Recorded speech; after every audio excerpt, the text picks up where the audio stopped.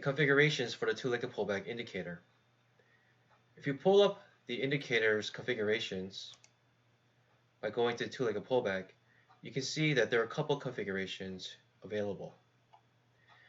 You see that there are alerts that you can set for two-legged pullback, alerts for traps as well, and you can also adjust how many points away you want the alert to happen before the second entry happens or before the trap happens.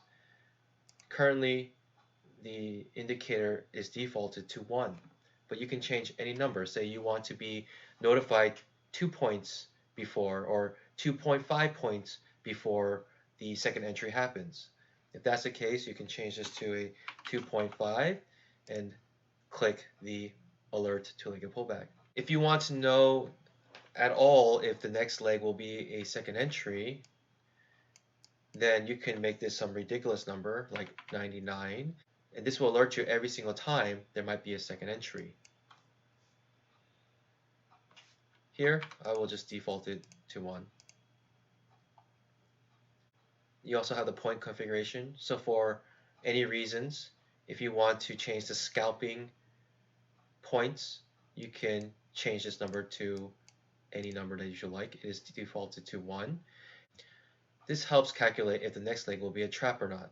You can also click off the tick counter, which I highly recommend to do if you are using a time chart. If you're using a time-based chart such as the 5-minute chart, you want to unclick this and use the bar timer, which is right here, one of the default indicators.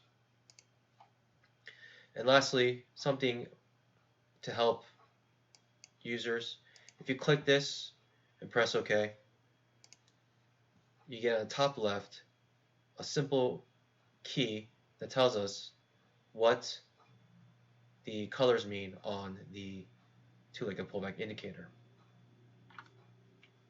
And that's it for the settings.